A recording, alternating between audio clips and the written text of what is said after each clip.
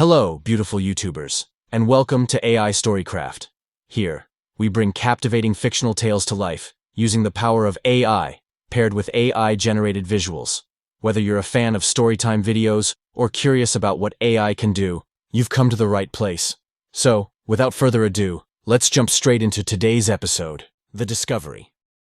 The Nightcrawlers were notorious troublemakers, always stirring chaos in the otherwise serene town of Millville. Tonight, their target was a parked truck loaded with the latest tech gadgets: smartphones, tablets, big-screen TVs, computers, and gaming consoles. They earned their name by striking after dark, moving stealthily like shadows. Mark, the ringleader, scoped out the area while his crew waited in the shadows. The coast was clear. He signaled to his team, Jake, a wiry guy with nimble fingers, and Lisa, their tech wizard, capable of disarming any security system. They moved quickly and quietly, a well-oiled machine. Jake expertly jimmied the lock on the truck's rear doors, which swung open to reveal a treasure trove of electronics. They began unloading the boxes, stacking them on a dolly with practiced precision. Lisa kept a vigilant watch, her eyes scanning the surroundings for any signs of trouble. Mark gave a low whistle, and they swiftly loaded their getaway vehicle, parked across the lot. With the goods secured, they vanished into the night, leaving the looted truck abandoned. As they sped away, Mark instructed, "Let's get this stuff back to the warehouse, pronto." Jake, already envisioning the profits, nodded eagerly. "Yeah, let's move. The quicker we sort this out, the better." Lisa drove with a blend of speed and caution, avoiding unwanted attention. They arrived at the old warehouse on the town's outskirts. Mark, grinning with satisfaction, turned to his team. "Good haul tonight," he said, patting the boxes. "Let's get this stuff inside and see what we've got." Jake, hungry for the payout, echoed the urgency. "Yeah, let's move. The sooner we get this sorted, the better." Lisa stretched as she hopped out of the truck. "I'll start cataloging everything.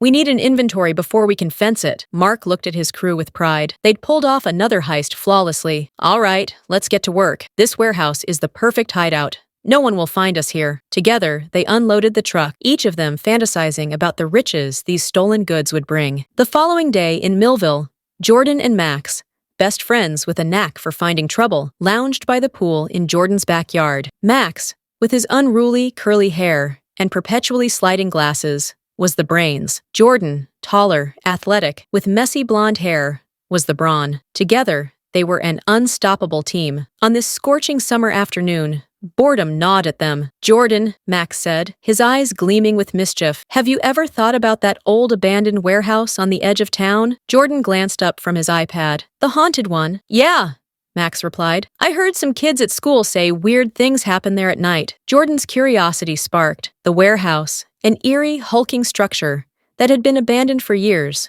always intrigued him. It was shrouded in mystery, with countless rumors swirling about its past. "You thinking what I'm thinking?" Jordan asked, a grin spreading across his face. Max nodded. "Let's check it out tonight." As night cloaked the town, Jordan and Max gathered their supplies: flashlights, sandwiches, and a water bottle. Dressed in dark clothes to blend into the shadows, they easily slipped out, something they had mastered. The real test lay ahead. The warehouse loomed menacingly up close. Its shattered windows and rusted metal walls gave it a nightmarish appearance. The moonlight cast eerie shadows that danced around them. "You sure about this?"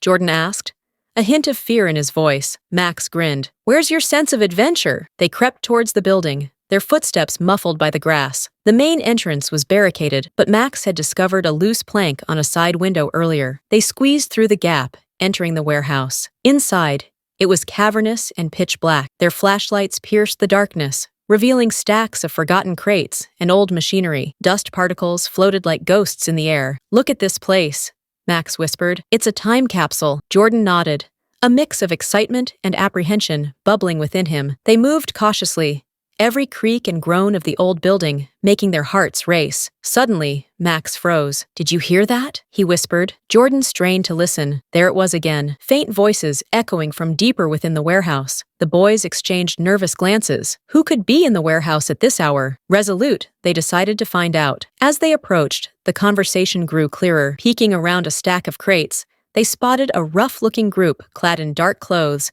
engrossed in a serious discussion. "Those must be the Nightcrawlers," Jordan whispered.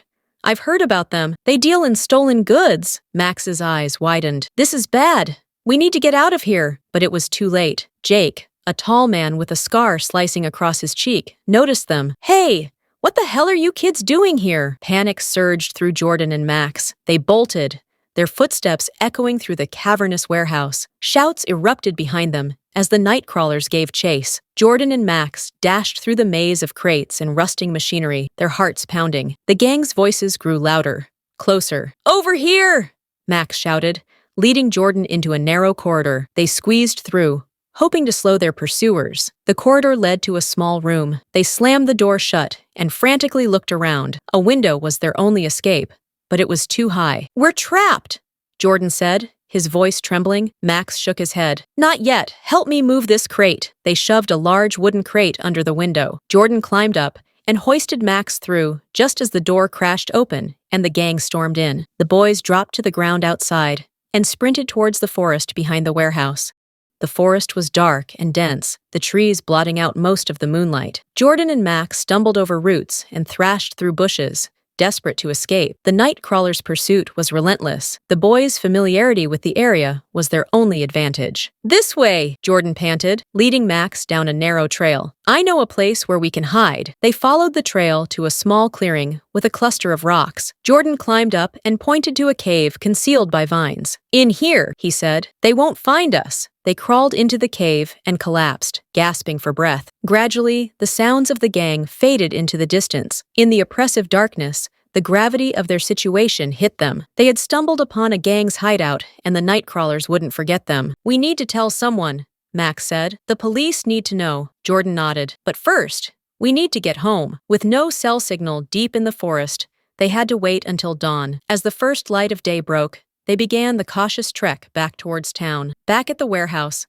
the night crawlers were in a frenzy. Jake paced, fury etched on his face. "Those kids saw us," he snarled. "We need to move the goods before they talk." Mark, the level-headed leader, nodded. "We'll split up. Jake, take half the stuff to the cabin by the lake. Lisa, you and I will take the rest to the old barn on Route 12. Lisa, the tech expert, was already packing electronics. "We need to move fast. Those kids could go to the cops any minute." With their plan set, they swiftly loaded the stolen goods into 2 trucks, racing against the clock. Jordan and Max, navigating the dense forest, stumbled upon something unexpected. Jordan tripped over a large root, and regaining his balance, noticed a faint glimmer in the underbrush. "Max, look at this," Jordan said, pointing to the glimmering light. Max crouched down, pushing aside vines to reveal a hidden cave entrance. "I've never seen this cave before," he said, curiosity piqued. They squeezed through the narrow opening and entered a small, dimly lit chamber. In the center was a sleek, metallic device, half buried in the dirt,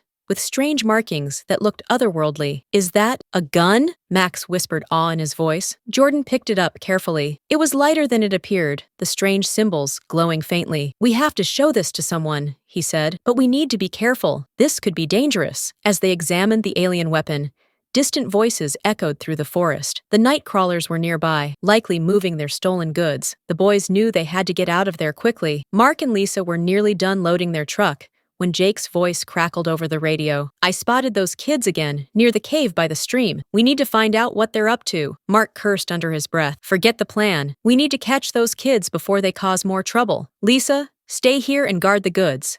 Jake and I will handle this." Jake, eager for action, met up with Mark, and together they headed towards the cave. Jordan and Max, clutching the alien gun, were making their way back to town when they heard rustling in the bushes. They froze, listening intently. "There they are!"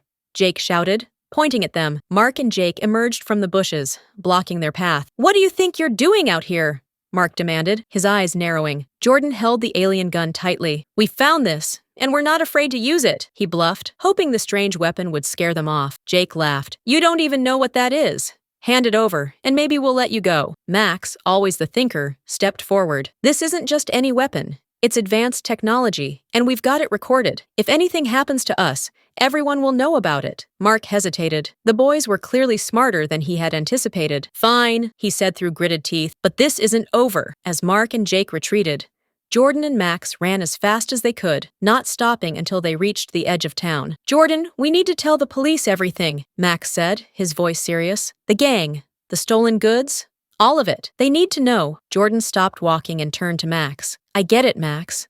But this gun, it feels special. I don't know how to explain it. but I think we need to figure out more about it before we hand it over. Max frowned, pushing his glasses up his nose. This isn't a game, Jordan. We could be in serious danger. The night crawlers will come after us if we don't do something. Jordan nodded, understanding Max's concern, but unable to shake the strange connection he felt to the alien weapon. Let's not go to the police just yet. We can meet back at the cave this afternoon and see if we can figure out more about this gun. Then we'll decide what to do. Max hesitated, but eventually agreed. All right, but we have to be careful. Let's meet at the cave later. Back at the cabin by the lake, the night crawlers were in full panic mode. They knew the boys had seen too much and had something valuable. Lisa, the tech expert, was hunched over her laptop, typing furiously. I got it, Lisa said, her eyes glued to the screen. I hacked into the school's database and found out who those boys are. Their names are Jordan Richards and Max Thompson. I have their phone numbers too. Mark leaned over her shoulder, studying the information. Good job, Lisa. Now we know where to find them. We can't let them get away with this. Jake cracked his knuckles, a sinister smile spreading across his face. Let's pay them a visit tonight. Make sure they understand not to mess with us. Mark nodded. But be careful. We don't know what that gun can do.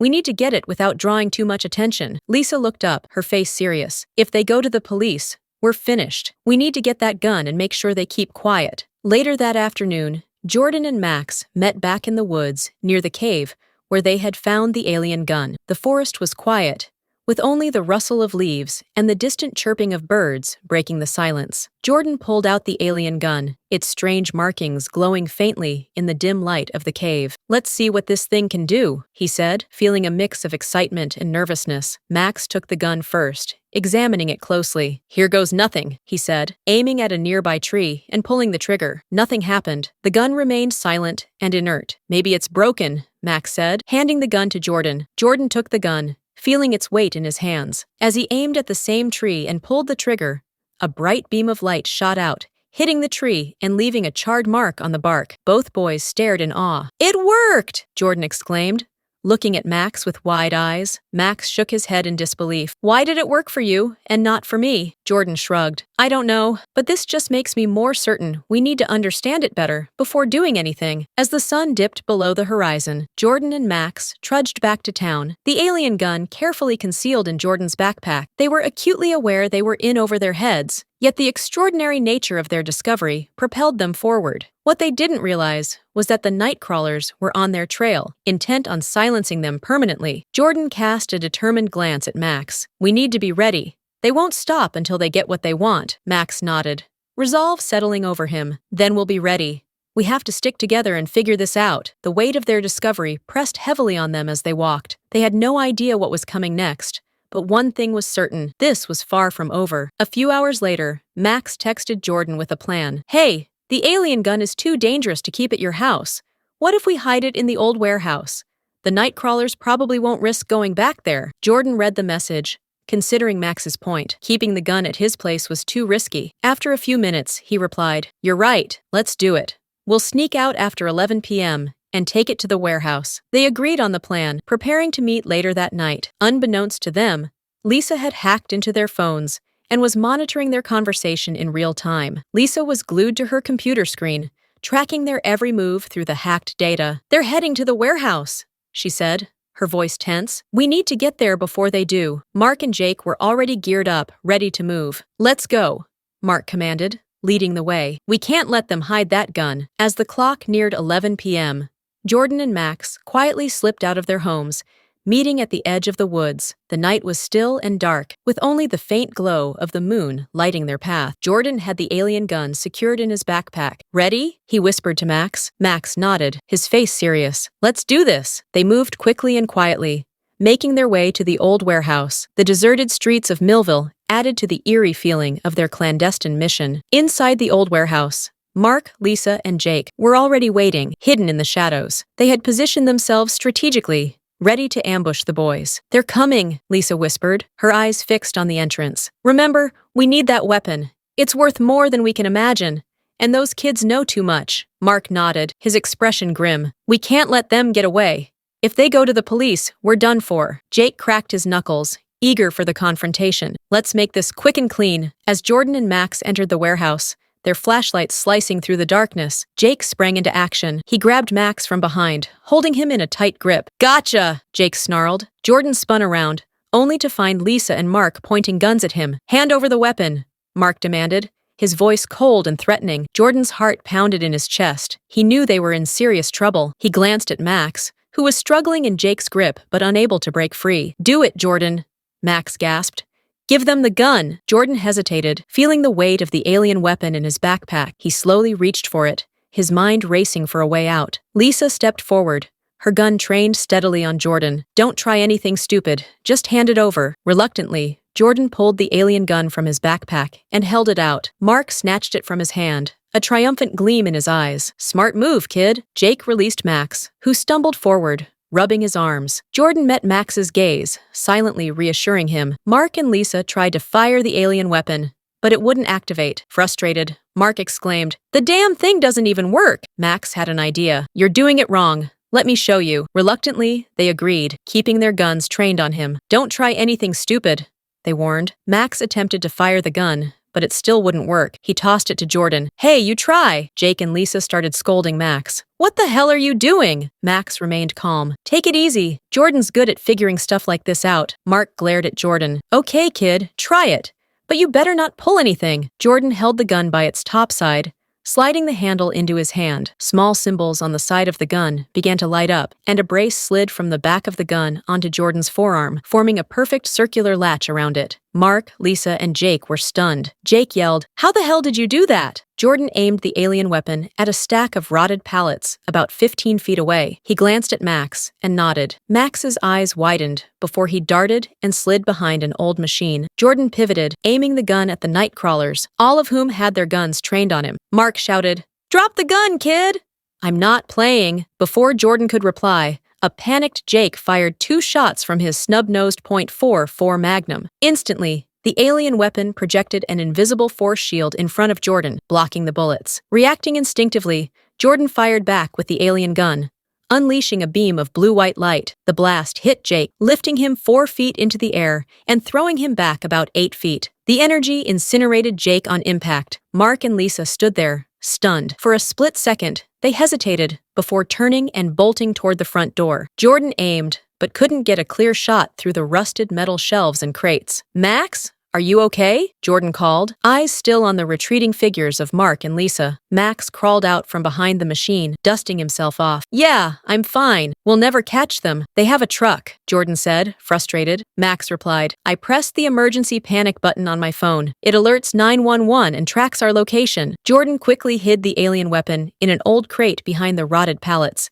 as they had initially planned. "Let's get out of here," Max urged. They walked out of the warehouse and started down the long driveway back to town. As they rounded a bend, they saw blue flashing lights ahead. 2 police cars and 3 officers were at the end of the driveway, questioning Mark and Lisa, who stood by their stopped truck, weaving a story about searching for a lost dog. A cop spotted Max and Jordan approaching and ordered them to stop. Max quickly spoke up. "I'm the one who used the emergency panic button." Jordan and Max told the police everything, omitting any mention of the alien weapon. The officers listened attentively, their expressions serious. One officer, Sergeant Miller, nodded and said, "All right, we'll check it out." He directed his colleagues, Officers Taylor and Hernandez, to search Mark and Lisa's truck. As the police searched the vehicle, they found guns and immediately arrested Mark and Lisa on concealed weapons charges. A thorough investigation followed, revealing dozens of text messages on Mark and Lisa's phones about stashes of stolen goods at an old barn on Route 12 and a lakeside cabin. Police raided both locations, uncovering caches of stolen electronics, jewelry, and other valuables. Fingerprints of Mark, Lisa, and Jake were all over the stolen merchandise, providing solid evidence of their crimes. Back at the station, Sergeant Miller informed Jordan and Max of their findings. "You boys did a good job tonight," Miller said, patting Max on the shoulder. "You helped us bust a big operation." Max and Jordan exchanged relieved smiles. "Thank you, officer," Jordan said. "We just wanted to do the right thing." "Well, you did," Miller replied, "but be careful. This was dangerous." As they were about to leave the station, Lieutenant Harris approached with a serious expression. "Good news, boys. There's a $50,000 reward for information leading to the Nightcrawler's arrest. You're entitled to it." Max and Jordan's eyes widened in surprise. "Are you serious?" Max exclaimed. Harris nodded. "Absolutely. Your information was crucial in bringing them down." Jordan and Max exchanged ecstatic glances. "Thank you, sir," Jordan said, barely able to contain his excitement. Harris smiled. You earned it. Just use it wisely. As they walked out of the station, still buzzing from the news, Max turned to Jordan. This changes everything, Jordan grinned. Yeah, it does, Max nodded, his mind racing with possibilities. When confronted with the new evidence, Mark and Lisa realized their best option was to fully cooperate. Under intense questioning, they revealed everything they knew, including details of their criminal activities. But when asked about Jake's whereabouts, they hesitated before mentioning the alien weapon. It's true, Mark insisted desperately. There was an alien weapon. It killed Jake. The police officers exchanged skeptical glances, suppressing their laughter. An alien weapon? Sergeant Miller asked, raising an eyebrow. Really? Is that the best story you can come up with? Lisa nodded earnestly. We're not making this up.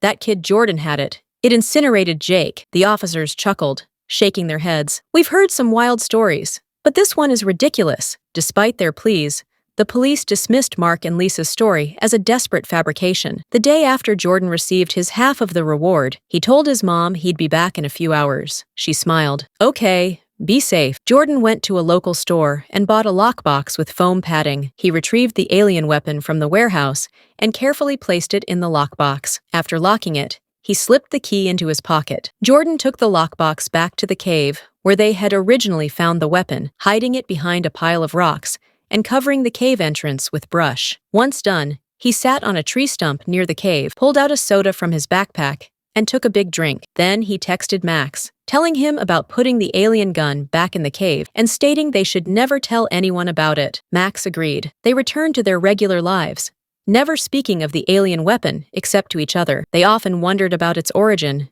and why only Jordan could use it, questions that might never be answered. Looks like the Millville Police Department isn't too convinced about aliens. What did you think of this episode? If you enjoyed it, awesome. Give it a thumbs up. If not, there's always the dislike button. That's all for this episode. See you in the next one.